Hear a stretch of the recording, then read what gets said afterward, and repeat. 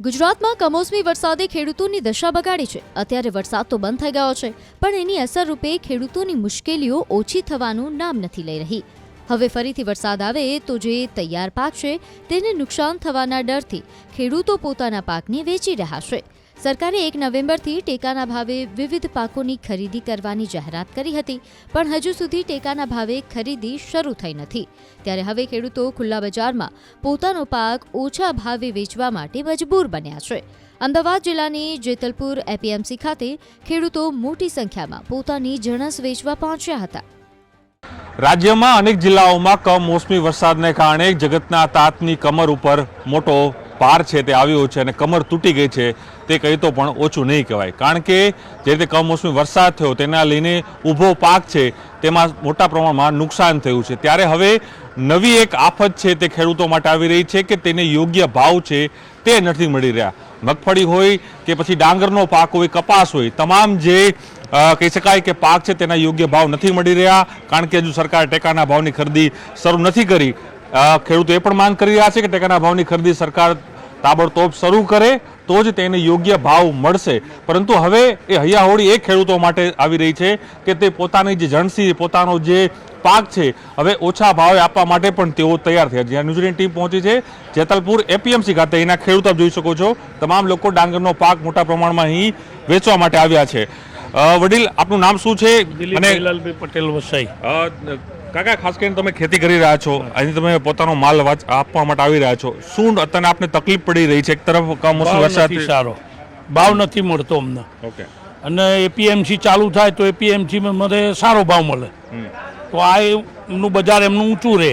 એટલે ટેકાના ભાવની ખરીદી થઈ છે કે નથી થઈ? નથી થઈ, હજુ કરાવી છે ટેકાના ભાવની ખરીદી, હજુ થઈ નથી। ઓનલાઈન બધાને નોંધાઈ દીધું છે, હજુ કશું કોઈ થયું નથી, ચાલુ નહીં થયું।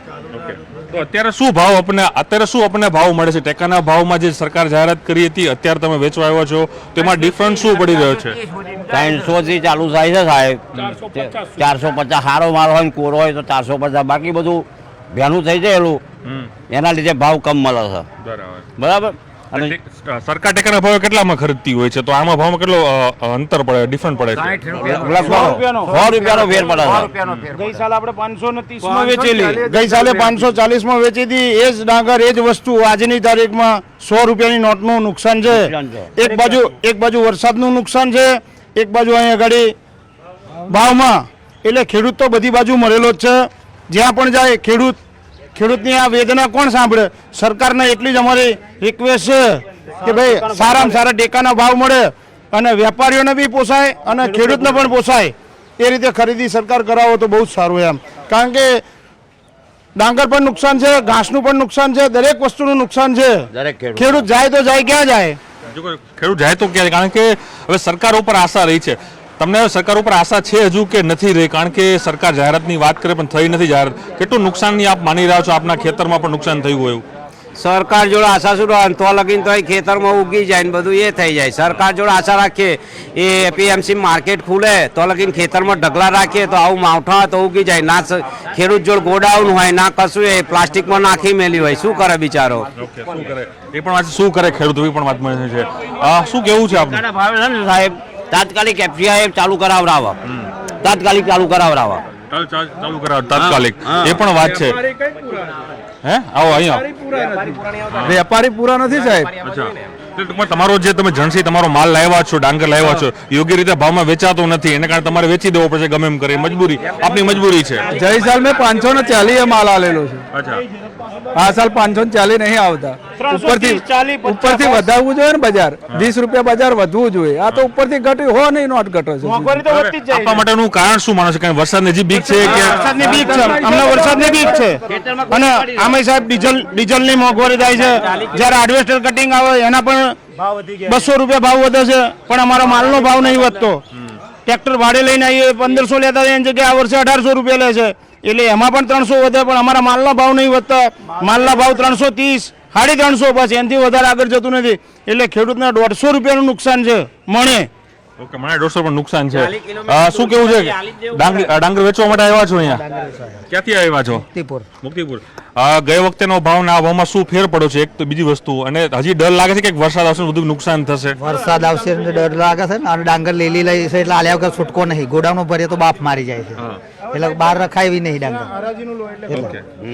એના માટે જ ડાંગર વેચવું જ ફરજિયાત છે. વેચવી જ પડે ને, ખેતરમાં ઉગી જાય સાહેબ. તોય વેચવી પડશે. ખુલ્લામાં નોખી જાય. એક બાજુ અંબાલાલ હજુ એવું કહે છે કે 8 થી 10 માં વરસાદ પડશે, એટલે ખેડૂત જાય ક્યાં જાય? બીકના મારે લઈને ના આવે છે.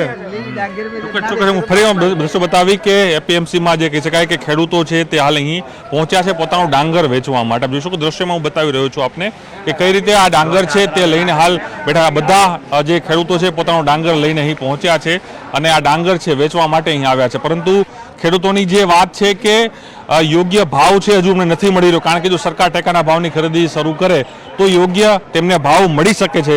પરંતુ આજે આ જે માલ છે ડાંગર છે તેનો યોગ્ય ભાવ ખેડૂતોને નથી મળતો, એ પણ એક વાસ્તવિકતા છે. કારણ કે જો સરકાર ટેકાના ભાવની ખરીદીની જાહેરાત કરે તો જ આ જે ભાવ છે તેને ઊંચો મળે. હાલ એક ખેડૂતોને ડર લાગી રહ્યો છે કદાચ ક્યાંક વરસાદ આવશે અને તેના જ કારણે પોતાનો માલ છે આજે અહીં તેઓ વેચવા માટે ક્યાંક ને ક્યાંક અહીં મજબૂર બન્યા હોય તે પ્રકારના દ્રશ્યો આજે એપીએમસીમાં જોવા મળી રહ્યા છે.